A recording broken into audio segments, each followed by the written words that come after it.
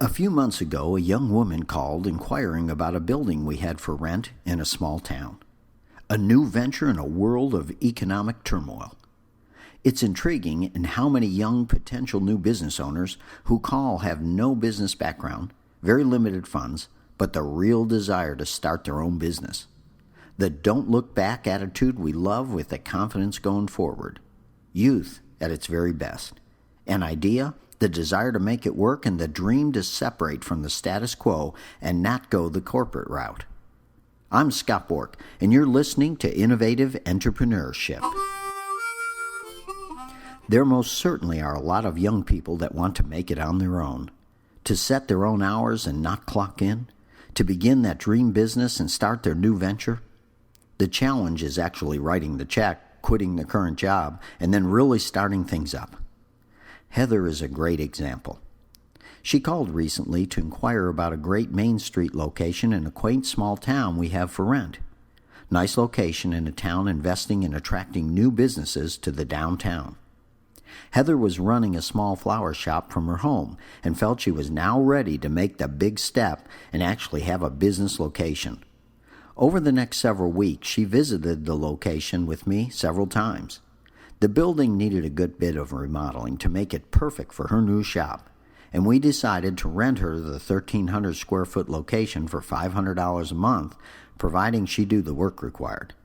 We'd provide the materials, the paint, etc. She would do the labor. Actually seemed like a nice arrangement.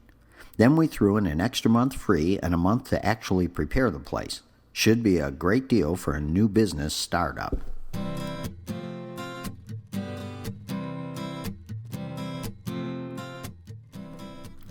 A few weeks later, Heather called me to ask forgiveness, as she was going to buy an existing location instead of leasing from us. I explained to Heather, no need to apologize. I hoped it was a great opportunity and she would get the flower business, the equipment, the furnishings, and the location of an existing store. Sounded exciting. How much, I asked. Oh, it's all for $25,000 and they are going to hold the note.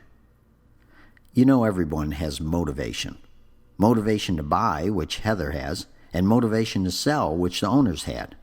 Heather had the motivation and excitement to start her own business, to take this small operation from her home and get serious and open a real flower shop. A street-side location with a real sign, a business space, and all the stuff that says this thing is for real.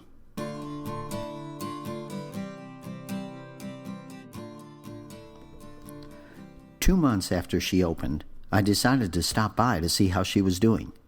The flower shop, which at one time may have done okay, was failing. The equipment was on its last legs, and the location, although on a busy highway, was in a rough-looking building with a closed tenant on one side and an old sign, and nothing nearby. She had only one arrangement in the cooler, which was one of the big reasons she bought an existing business, because the cooler was going to be a major investment. I commented on how nice the arrangement looked, but she immediately responded, "Oh, I would have more flower arrangements in there, but the cooler was not really cooling, so, I wanted to wait and get it fixed first." The place was empty, her sign barely visible from the road, and quite frankly, it made me a bit sick. Heather may have got taken for a ride. I'm not a flower shop expert, but I cannot see Heather surviving very long, which is a shame. The excitement she had when she first visited was gone, and the reality of a difficult business startup was setting in. I called my business partner and explained my visit and my disappointment in myself for not stepping in when she first told me of the idea to purchase the shop. I almost asked Heather if she wanted me to meet her there and talk through it, just to get another opinion, but I didn't, because I didn't want her to think I just wanted to rent our space instead. The truth is, Heather had the desire and the motivation to do well, but she badly needed a mentor. Someone to step back and look at the whole picture and be able to separate from the excitement and look at the reality. Heather is now in a location that had already failed, with limited resources and very little guidance.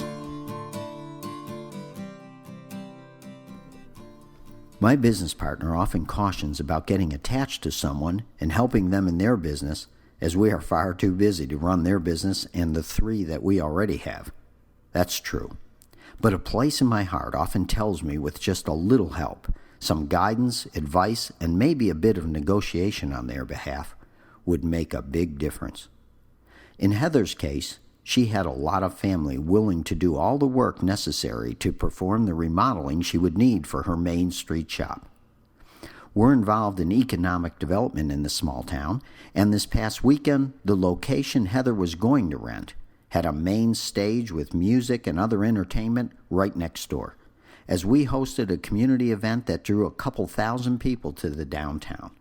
Heather and her new flower shop would have been sitting right in the middle of all that.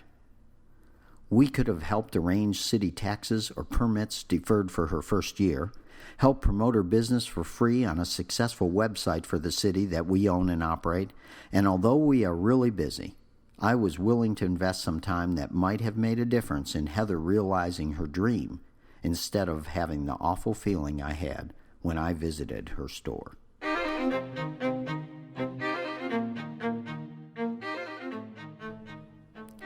We all have the opportunity to mentor, guide, or maybe just give a little advice and thought. New ventures create incredible excitement as people take a huge step to get started and open the dream that can change their life. Heather may develop a really successful business in the new flower shop, and I sincerely hope that she does. The odds, however, could have increased with a mentor, someone to step in, not to hold back the youthful excitement and drive, but to help separate the emotion and excitement from the reality of the deal. $25,000 would have bought a nice flower cooler, paid the rent for several years, and provided opportunity to market and develop instead of sustain a location that already failed. During that same downtown event, with the people dancing in the street, the vendors selling their food, and the music playing for the crowd, I sat in the middle of the street and glanced over the location where Heather might have been. I wish her well in a world of tough economic storms. I'm Scott Bork, and thank you for listening.